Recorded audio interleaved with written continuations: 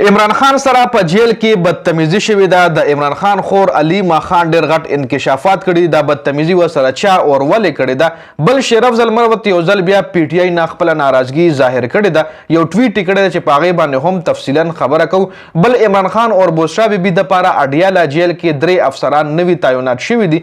دا افسران به عمران خان کمرای عدالت ته بوزي راولي او نور هم چې د هغه څه فرایض دي د دغې 3 افسرانو هغه به سرانجام کوي. بل پرون عمران خان اډیاله جیل کې صحافیانو سره اهم خبرې هم کړې دي چې په هغې خو ټول نه لومبنۍ خبره کوو. په هغې کې عمران خان د یوې خبرې کلیریفیکیشن ټول نه پیله کړی دی چې ما د پی ټی آی چې کم پټ شوی لیډرشپ ته یعنې مراد سید شو حماده زر شو د هغې حوالې سره وایي ما دا نه دی ویلي چې هغه د بهر راشي ځکه ګرفتاري خو وایي پرېږده خو زمونږ کسان چې کوم دي هغه اغوا کیږي. یو څو ورځې مخکې په میډیا باندې دا خبره ډېره زیاته وایرل شوې وه چې عمران خان ویلي دي چې مراد سید او حماده زهر دی په منظریام باندې راشي. نو عمران خان ویلي چې داسې هیڅ قسم سټیټمنټ ما نه دی جاری کړی دا دروغ دي. ما داسې خبره نه ده کړې چې زمونږ پټ لیډرشپ ته راښکاره شي ځکه ګرفتاري خو وایي وړه خبره ده خو زمونږ کسان چې کوم دي هغه اغوا کیږي. بل اډیاله جیل ډپټي سپرډنټ د عمران خان خبرې د کپتان زامنو سره کړې وي. نو هغه ډپټي سپرډنټ منظر عام نه غایب شوی دی. هغه ډپټي سپرډنټ لکه په جیل کې چې څومره هم قیدیان یې هغوی له هفته کې یو ځل کور والا سره د خبرو اجازت وي.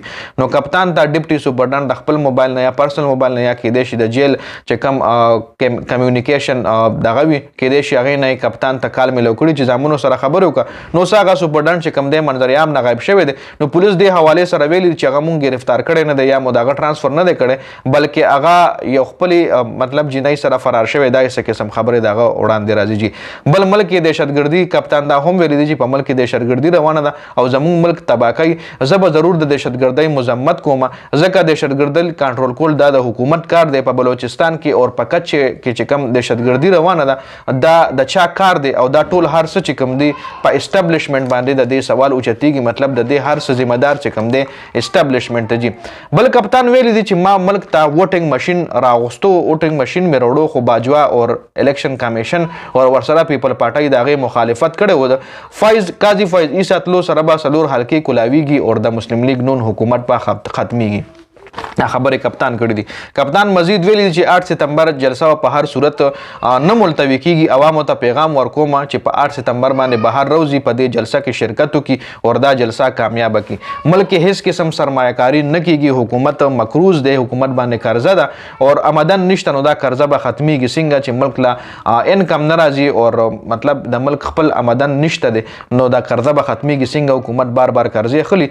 د عمران خان خور علیما خان ویلي دي چې پرون کله عمران خان میډیا سره گفتگو کوله نو ډي اس پی طاهر شاه هم الته ولاړو. نو طاهر شاه ډي اس پی صاحب چې کوم هغه عمران خان سره بدتمیزي کوله چې په ما باندې ډېر زیات بد ولګېدل ځکه د بدتمیزۍ حق د عمران خان سره. نو علیما خان دا هم ویلي چې کیدای شي دغه ډي اس پی له ویلې شوي وي چې ته کپتان سره بدتمیزي وکړ وله به تاله ترقي میلاویږي جی. بل شرف زلمر ټویټ کړی دی چې هغه د پی ټی آی نه خپل د ناراضګۍ اظهار کړی دی. په هغې باندې اوس تفصیلا خبره کوو.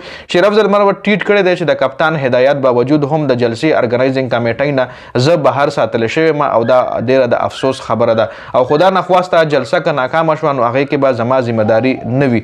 دا اقدامات زمونږ اتفاق نور هم کمزوری کوي. زه پرون الیمین ګنډاپور سره هم ما ملاقات وکړو. هغه ته مې شکایت وکړو.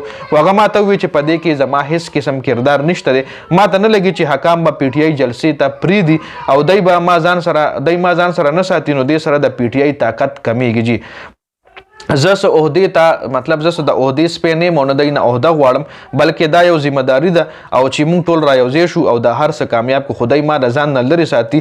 زما امید چې پی ټی آی به په دې افسوس نه کوي او ما ته علم دی چې هر قسم ناکامۍ صورت کې به متعلقه قیادت ذمهدار وي. مطلب چې کوم که څه مطلب داسې څه ناکامي راځي نو د هغې ذمهدار به هغه سړی وي چې چاله د هغې قیادت میلو شوي وي جي. نو دا الیمین ګنډاپور نه سوري شرف زلمر ورته یو ځل بیا د پی ټی آی نه ناراضګي افسوس اظهار کړی دی. یو ټویټ یې کړی دی چې هغې مکمل تفصیل تاسو سره ما شریک کړو. د ویډیو کتلو زیاته مننه جي. والسلام.